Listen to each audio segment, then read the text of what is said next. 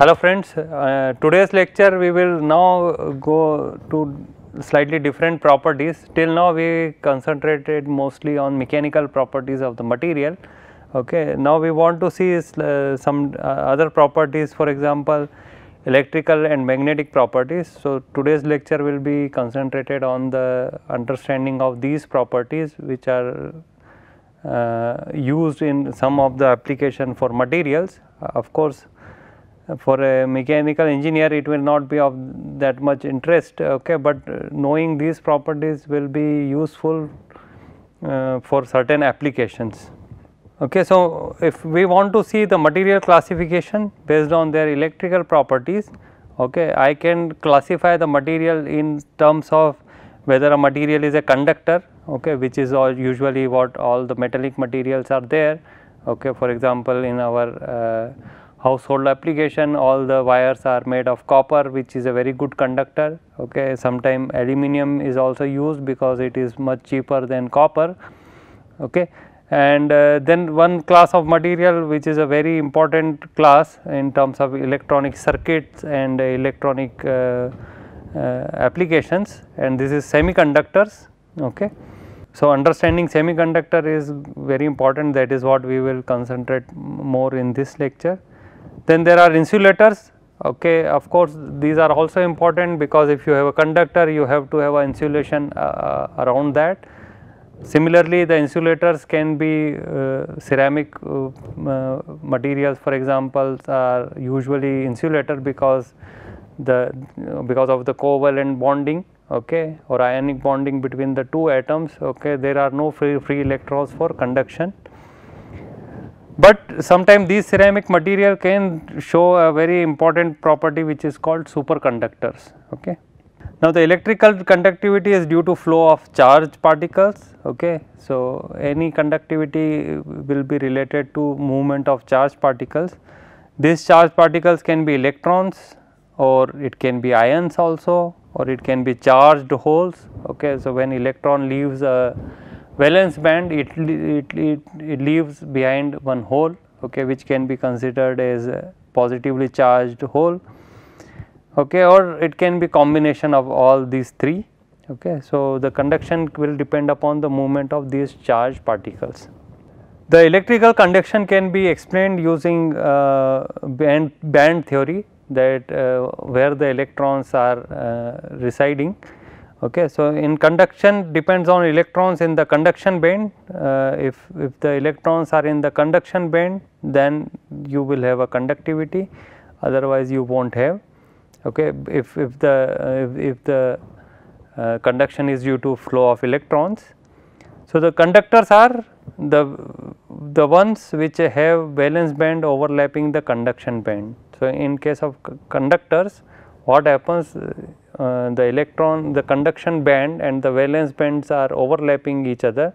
So, the electron in the valence band can easily go to the conduction band, and when you apply any electric field, the flow of electron will start. Okay. So, you have lot of free electrons there, okay, which are not bounded by the atom, okay, or they are not in the valence shell. So, they are free to move around, okay, because they are in the conduction band, and as soon as you apply any electric field they will move. Semiconductors are those which have a small gap between the valence and the conduction band, okay, but due to thermal excitation these electron can go from valence band to the conduction band. So, you can increase the conductivity of the semiconductor by taking it to higher temperatures, okay, where the thermal energy or the thermal excitation will push the electron from valence band to the conduction band. Okay. So, this is one of the important difference between the conductor and semiconductors, that the conductor or the conductors have lower conductivity at higher temperature. So, as you increase the temperature, the conductivity of a conductor will come down, whereas in case of semiconductors, when you take it to higher temperature, the conductivity increases, okay, because now more electron can go to the conduction band. In case of insulators, the electrons in the valence bands are separated by a large gap from the conduction band. Okay. So, between valence band and the conduction band there is a very large gap, okay, and they cannot jump from valence band to conduction band. So, that is why insulators do not conduct any electric charge. So, this is how if you see in terms of a graph, okay, that how these different bands are there. So, conduction band and valence band are there. So, in this case, this is the case for conductor. Okay. For conductor, the two are overlapping each other. So, the electrons in the valence band can easily go to the conduction band, okay, and they can carry the charge, okay, when an electric field is applied. Whereas in semiconductors, so this is for semiconductors, there is a small gap between the valence band and the conduction band, but the gap is quite small. So, that if you have any thermal excitation, the electron can jump to the conduction band. So, at 0 Kelvin, of course, no conductivity will be there, okay, but at any higher temperature this conductivity will start increasing. In case of insulator, so this is for insulator, you will have a large gap between the two and it will not be able to for electron to jump to the conduction band. Okay. So, if you want to see the energy gap in terms of some values, semiconductors have energy band gap of less than 2 electron volts, whereas insulator have energy gap of more than 4 electron volts. Okay. In case of conductor, they are overlapping each other. So, there cannot be any gap between the two. Okay. So, on y axis the energy of electron is there. So, this is what is the band theory to explain the conduction in different type of materials, that why you have conduction in some material and not in some other materials. Okay. Of course, the theory is much more, you have to understand more of that how the electrons are positioned in an atoms, in shells, in subshells, and there is a spin associated with each electron and so on. So, those are you have to go into much more details if you are interested only in the electrical properties of the material. Okay. For our purpose right now, this much information is sufficient to understand that we can have different type of materials and how the conductivity of different materials can change as a function of temperature, for example. There are other ways also to change the conductivity of the material, and that is what we will see in the next slides. So, if we come to semiconductor we will look slightly in detail, because these are one of the most important materials. In fact, all the electronic industry is based on only on the semiconductors, okay, that how you can manipulate the properties of the semiconductor. So, if you look at the semiconductor, there can be of two types. One is what we call as intrinsic semiconductors. Okay. So, in case of semiconductor, the valence and conduction bands do not overlap. Okay. However, electrons in the valence band can be excited to jump to the conduction band by thermal excitation, leaving behind holes in the valence band. Okay. So, when the electron goes from valence band to the conduction band, it leaves behind one hole in the valence band, okay, and that hole can be considered as a positively charged particle, okay, and electron is of course a negatively charged particle. So, these charge carriers are called intrinsic charge carriers, and semiconductor are called intrinsic semiconductors. So, this kind of small conductivity is always going to be there in the semiconductor because of the thermal excitation. Okay, that is why these are called, this is the intrinsic property of the semiconductor. Okay, that is why these are called intrinsic semiconductors. So, all semiconductors will have some conductivity if you are not at 0 Kelvin. Okay, at any other high temperature there has to be some conductivity in semiconductor, and in this condition it is called intrinsic semiconductor. So, for example, pure silicon or pure germanium will be of this type. okay, of intrinsic semiconductor type. Why they show this kind of property? Okay, that silicon have 4 valence electron. Okay, basically here it is shown. Okay, so one silicon atom is at the center and 4 are around it, and they are sharing their valence electrons to fill their outer orbit. So, please remember that I am not showing the full atomic structure of silicon here, I am just showing the outer orbit here. There will be 2 more orbits in this, okay, which I am not showing it right now, because it will complicate the whole schematic here.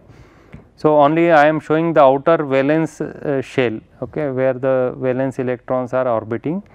So, one silicon atom in the center is sharing electrons with the 4, because in the outer shell it has only 4 electrons, it needs 8 electrons to be stable. That is why it is sharing with 4 other silicon atoms, okay, 1 electron to fill its shell with the 8 electrons and may become stable. So, with this silicon atom another 4 will come here, okay, and like that it will be a sharing of electron and covalent bonding will be there between the silicon atoms. So, in normal condition you will see that there is not going to be any free electron available for conduction, okay, but as the temperature increases, what happens that this electron may get sufficient energy, okay, to jump from this valence shell and leave behind a hole here and become free, okay, to carry a charge when electric field is applied. So, it can move when an electric field is applied, okay. So, because of thermal excitation it can jump from this shell and go out, okay. So, this is how the silicon arrangement is there, okay, and in this case when thermal excitation there has to be some intrinsic flow of charge will be there. The extrinsic semiconductor are the ones where you add deliberately some doping agents or doping elements, or this is what we call as doping of a semiconductor, to add elements of either a trivalent elements or pentavalent, okay. What do we mean by trivalent element? These are the element which has 3 electron in the outer shells, okay. For example, boron here is shown in the center, okay, it has these 3 let us say I think I have shown it by this red color electrons, these are for boron. So, you have 1, 2 and 3 electrons of in the valence shell of the boron, okay. So, these are the 3 valence electrons. So, this is a trivalent element, okay, which has 3 electrons in the outer shell.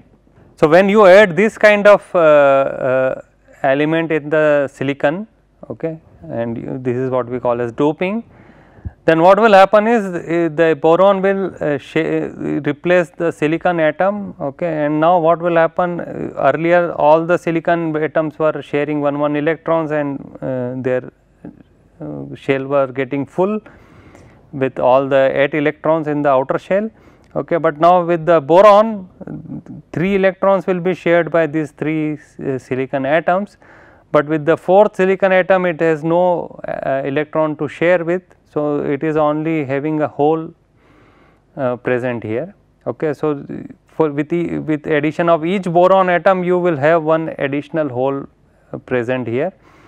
Now, because it is not sharing any electron, this hole is not bounded by the bonding between the boron and silicon, okay. So, it is free to move, and as soon as you apply any electric field, this hole will move, okay. And since hole is considered as positively charged, okay, that is why these type of semiconductors are p type. So, if you add a trivalent element in semiconductor or silicon material, okay, you will get a p type semiconductor. When we dope the same intrinsic semiconductor with a pentavalent element, okay, we get a n type semiconductor where n stands for negative excess electrons, okay. So, again you can see antimony is there, okay. which has 5 electron, 1, 2, 3, 4, and fifth one is now one extra electron is there. So, the 4 electrons is shared with the 4 silicon atom around it, one extra electron is there which is not shared with any electron. So, it is free to move now. So, we have increased the conductivity of the semiconductor by adding a trivalent element here, okay. And this free electron, when you apply electric field, it will be free to move. So, these are called extrinsic semiconductor when you add deliberately some element into that to make it either p type or n type. So, you need both p type and n type to make diodes and so on, okay, to make a circuit. So, both are important. Now, the superconductivity is another type of property where the material does not show any resistivity to electrical flow. Okay. So, you can understand for any flow of electricity through normal metallic materials, okay, there is always some resistance is offered to the flow of electric current, okay, and of course, this is significant resistance, okay, and you have significant power loss because of this resistance. So, superconductors were, when people started thinking about that, the superconductor does not offer any resistance to electrical flow, okay.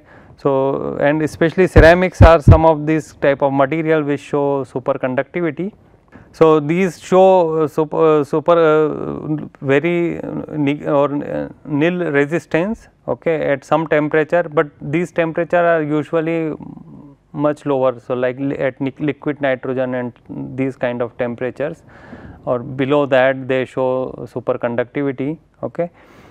So, the resistivity, the temperature at which the resistivity completely become 0 is called the critical transition temperature TC, okay. Many metals and ceramics and intermetallic show this kind of properties, very important, and these kind of maglev high speed trains, you must have heard of these trains, maglev high speed trains, they operate on this principle, okay, that when you have superconductor and you put another conducting metal over that, then it will kind of float over that, okay. There are a lot of theories about that, okay, we are not going into details of that, but these are some important class of materials now to have zero friction movement of, for example, in this case trains, okay, by having a superconductivity in the where the wheels are there, okay. Then coming to magnetic properties, the magnetism can be divided into different classes, okay. Diamagnetism is a very weak magnetism which exists in the presence of an external field, okay. So, when you apply the external field, only then you will see magnetism in the material, and when you remove the external field, then there will not be any magnetism. Then there can be paramagnetism, slightly stronger than diamagnetism, okay. In presence of external field, dipoles line up with the field. So, again in the presence of external field, you will see some magnetism, it will be slightly stronger than diamagnetism. Ferromagnetism is the one which you usually see in magnets, whatever you use in your, for example, in your music box, okay, there will be some magnet is there going to be there, okay, and lot of for example, your fridge magnet, you will have a magnet. So, all these magnet are show ferromagnetism, which is very strong magnetism they show, because the dipoles line up permanently upon application of external field. So, when you apply the external field, okay, they permanently show magnetism. So, ferromagnetism will always show magnetism once you have induced the magnetism in that in that particular material. For example, if you might have seen there are sometime on the office table some jar is there to store the pins, all pins, and there is a magnet around it, then the all pin also start showing magnetism after some time, Okay, so under an external field they get magnetized and they will remain magnetic even after removal of the external field. Then antiferromagnetism are there. Okay, so dipoles line up in opposite direction resulting in zero magnetization. So in this case, if you apply the external field also, you will not get any magnetism. Okay, so these are antiferromagnetism. So anti of what we have discussed just now. A magnetic dipole is a small magnet composed of north and south poles. Okay, so basically for any magnet we have already seen that you will always going to have some south and north pole. Okay, so the dipole, when we say magnetic dipole, okay, basically we are talking about an arrangement where they are arranged in this fashion, south and north. So if all the dipoles are arranged in the same fashion, okay, then you will have magnetism. Okay. So in any ferromagnetic material, we will now consider basically ferromagnetic materials only here. Okay, magnetic dipoles are divided into domains. Okay, so if you take any material, there will be some domains will be there. Okay, like grain boundaries or grains. Okay, in material, where in one domain the dipole will have one type of alignment. Okay, in another domain they may have a different alignment, for example. Okay, again those dipole north south dipoles, and maybe another domain they will have another alignment and so on. Okay, these are not grain boundaries, these are domain boundaries. So one domain can consist of, so this can be a domain can be within one grain. So you can have one grain like that. In this one grain you can have domains like this, okay, within a grain itself. So they are not divided between the grain. Single grain can have multiple domains, okay, and each domain you will have some alignment of dipoles. So when it is not magnetized, in each domain the dipoles are aligned in one direction, but between two domains alignment will be different. Okay, so in a domain the alignment is going to be same, but if you compare between two domains the alignment is going to be different. So when it is not magnetized, in all these domains they are aligned in a very random way. Okay, but when you do a magnetization, okay, during magnetization dipoles in all the domain start aligning in one direction. Okay, so when you do magnetization, all these domains will start aligning in one direction. So which can be shown by a curve like this, where it is called a BH curve, where B is your flux density, which is we are inducing the magnetic flux density in the material, M, or you can say M also magnetization, H is the field intensity. I am sorry, there is the spelling is wrong here. So field intensity is there, H, okay, on the x axis. So this is what externally we are applying on the material, and MS is the saturation magnetization. Okay. So what happens when you start applying a magnetic field on a material? Okay. So initially they have these domains, and alignment of dipoles will be different in each domain, and you started applying some magnetic field on this material for magnetization. Okay. What will happen, that slowly the flux density, the magnetic flux density will increase in the material as a function of H, the external applied field intensity. So you can see that slowly the domains are started changing. So some domains are disappearing, okay, and as the H is increasing, B is increasing, you reach a saturation point when all the domains are disappeared, and throughout the material you have only one alignment of dipole which is in this direction. Okay. So as I told you, in all the case the alignment is same, north south, north south, north south, and so on. Okay. So now when all the alignment of the dipoles is in the same direction, so one end will be a south pole, another end will be a north pole, okay, and you will have a magnetization in the material. So when the whole material is of one alignment, then you have reached the saturation. Now you cannot do anything else. Okay, you can keep increasing the external field, but you cannot go beyond that. All the dipoles are in one alignment. So you have reached the saturation point. So this is my saturation magnetization. Okay. Now, once you do that, what happens when you again bring down the magnetic field? Okay, that is of interest for us, because that actually bring about a phenomena called hysteresis. Okay, and that is important for our material application. So, the hysteresis, what do we mean by hysteresis? Okay. So, when you start the from this point, okay, when the material was not magnetized, okay, you applied an external field and you started the magnetization process, okay, and it reached the saturation magnetization.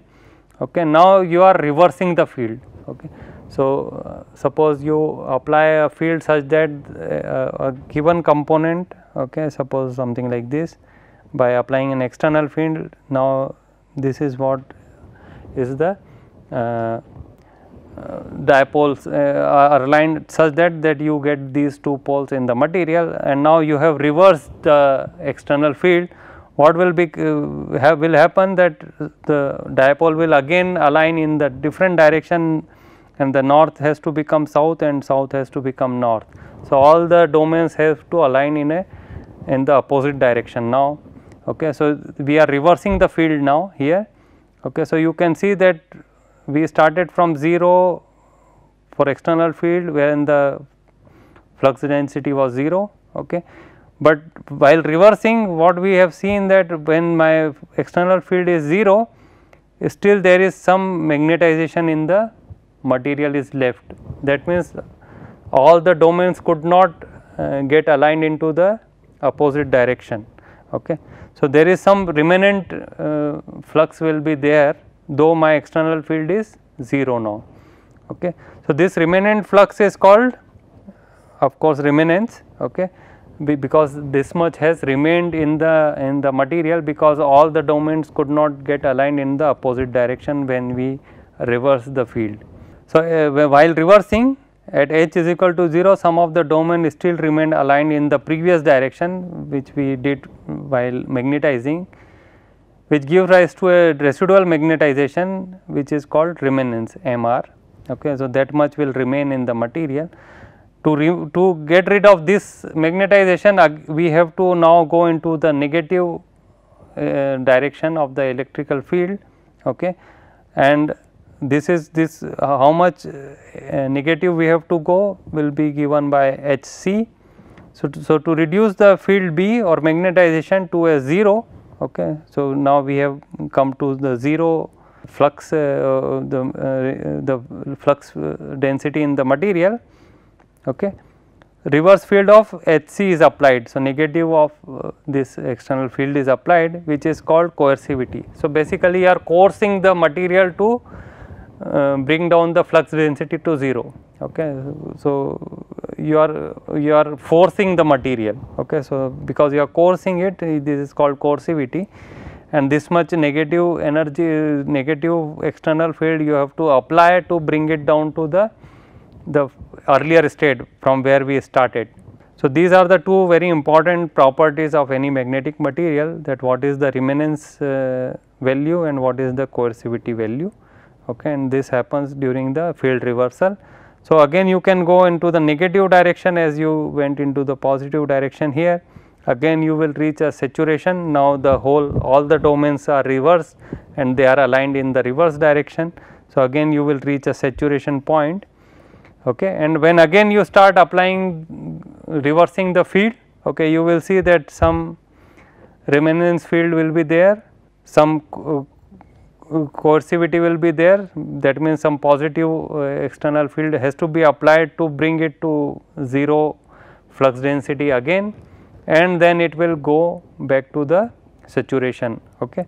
So, you can see that in each of this cycle, okay, you are losing some energy. So, there is an energy loss in each of this cycle, okay, because it is not following the same. If it would have followed the same curve, okay, maybe it would have gone like this, and again as you reverse the field it will go like this, then there will not be any problem, then it will not lose any energy in the this process of magnetization, demagnetization and so on.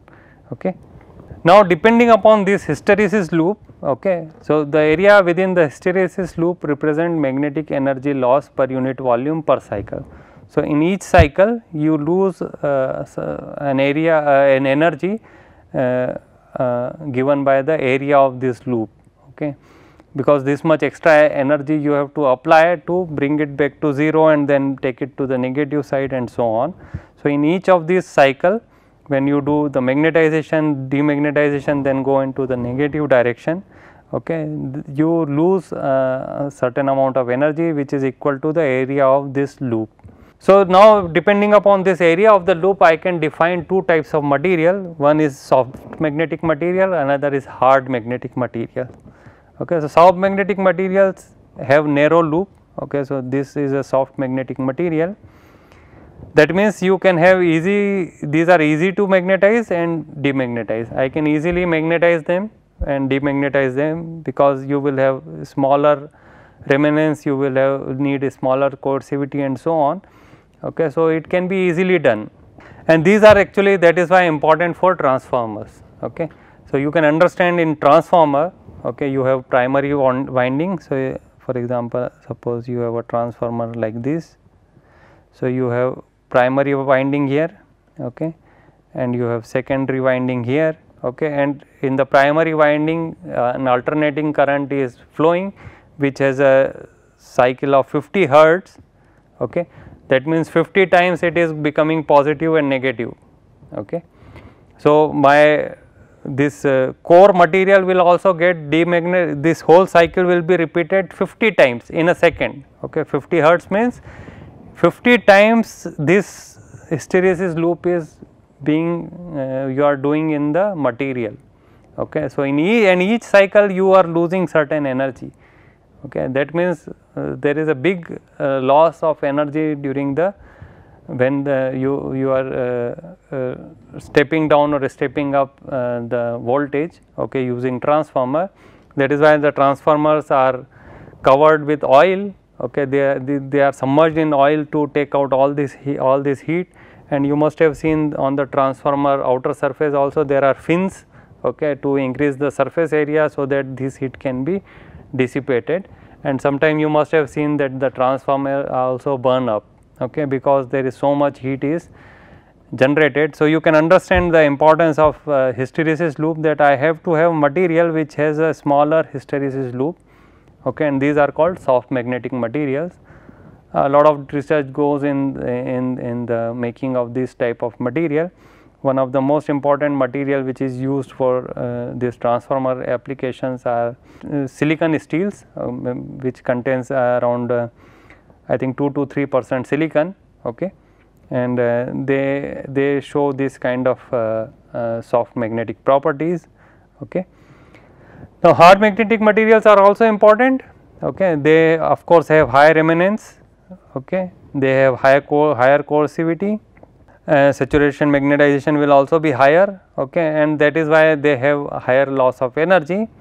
But for materials where you do not want to keep changing their magnetization condition, okay, these are important. So, in permanent magnets we will use hard magnetic materials, because in this material once we have magnetized it, we want it to remain like that.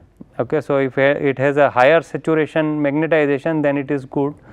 The magnetic field which it is going to generate will be of higher value. Okay. So, for permanent magnets we want to have hard magnetic materials. So, with that we have covered two very important class of materials, electrical magnetic materials, okay, and we have seen few properties of these materials which are of great importance to our day to day life. Okay. So, with that I would like to say thank you. Okay.